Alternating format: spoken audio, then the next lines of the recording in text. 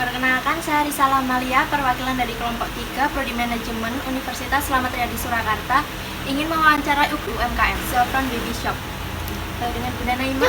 Iya, ownernya sendiri. Iya, benar Mbak Risa. Langsung aja ke pertanyaan yang pertama ya Ibu. Untuk berdirinya Zafran itu sejak kapan Bu?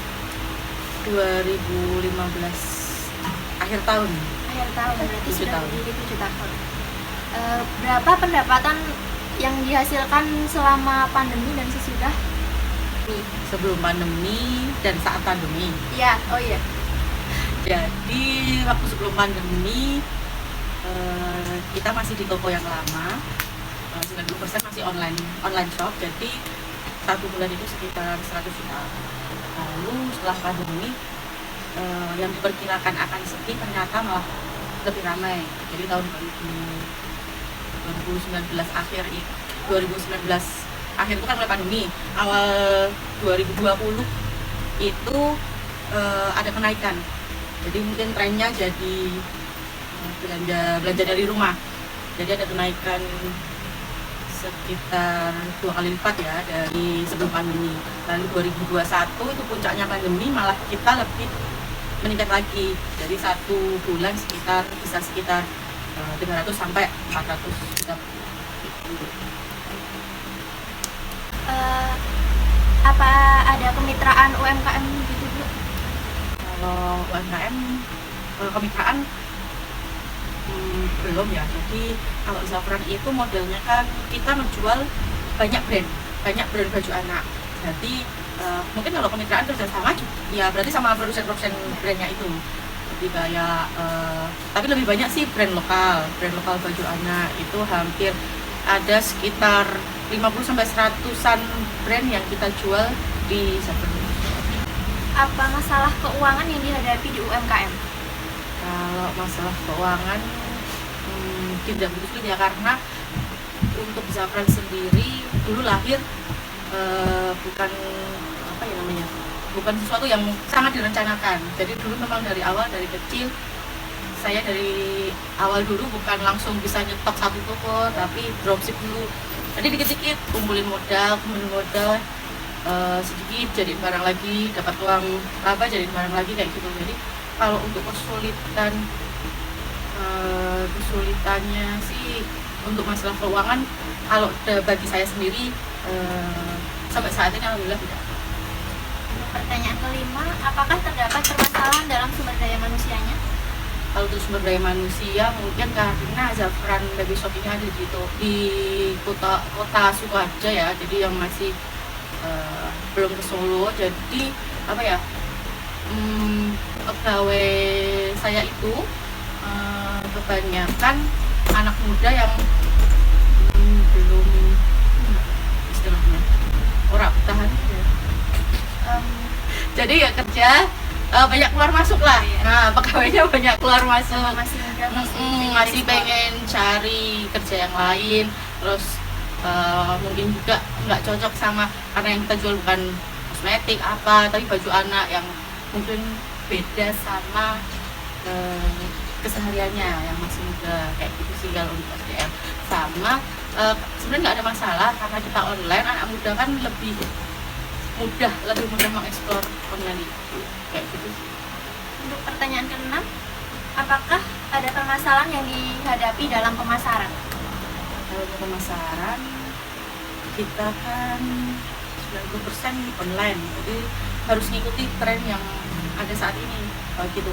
Kalau dulu awal-awalnya Zafran itu mainnya marketplace yang masih istilahnya bakar-bakar uang, kayak Shopee gitu kan masih bakar-bakar uang, gratis ongkir, voucher dan sebagainya kayak gitu. Jadi itu bertahan sekitar 2 tahunan ya dari awal itu terus. Jadi berubah terus sistem pemasarannya dari itu. Terus kita coba ke sistem reseller dan agen. Jadi kita buka open reseller, open agen. Jadi penjualan kita ada teman yang bantu jualan juga, reseller sebenarnya temennya. Terus selanjutnya trennya berubah lagi di tahun-tahun ini ya. Jadi istilahnya kalau sekarang itu lebih banyak ke konten. Jadi kayak gitu. Ini buku-bukunya. Gitu. Jadi harus ngikutin tren pemasaran saat ini. Tapi yang pasti ke online. Untuk pertanyaan ke-7, untuk struktur organisasinya itu gimana Bu di UMKM Zafran ini? Kalau struktur organisasi di Zafran itu belum ada CV, belum terbentuk CV, jadi masih sangat sederhana sekali. Usaha ini awalnya saya kelola sendiri, tapi sekarang bersama suami kayak gitu kan ya. Jadi untuk urusan, jadi kita bagi tugas yang utama. Jadi urusan keuangan itu masalah itu saya serahkan ke suami, saya yang ngurus apa ya, kayak pulaan, terus manage admin kayak gitu. Terus untuk di bawahnya itu ini kita punya admin. Artinya apa? Kita ada divisi yang offline itu penjualan di toko retail kita ada. Terus penjualan ke reseller itu punya admin sendiri, penjualan online retail itu juga punya admin sendiri. Jadi masih yang sangat sederhana itu. Terus sekarang nambah lagi untuk admin konten. Jadi karena kita ngikutin trennya marketing saat ini, jadi ya ada tambahan itu konten. Jadi modalnya orang jualan online kan dari gambar dan video. Ada lagi nggak bisa? Sudah cukup. Terima kasih Bu Naima. Iya, sama-sama.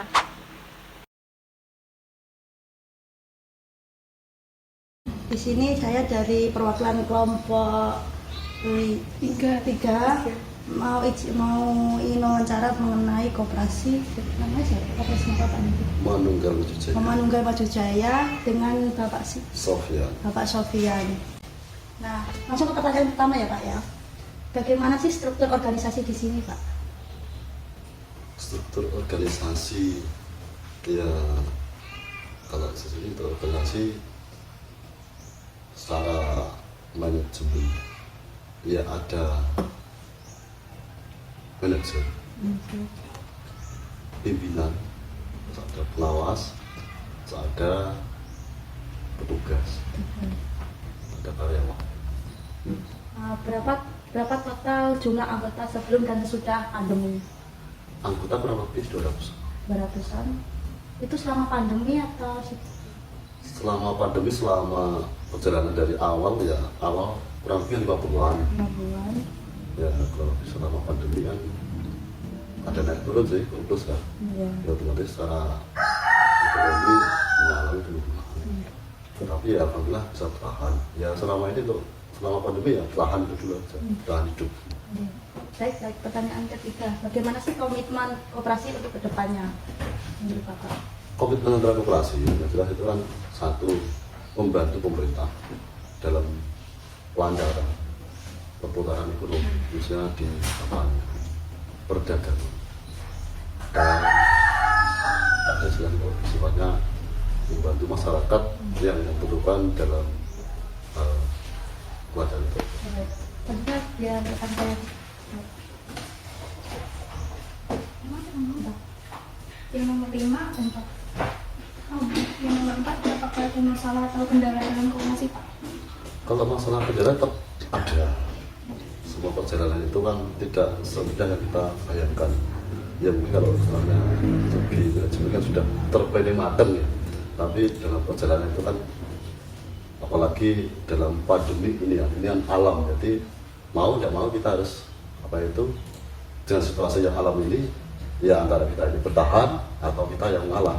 Tapi dalam hal kalau selama pandemi ini, ya koperasi ini bisa bertahan itu aja, kita sudah alhamdulillah.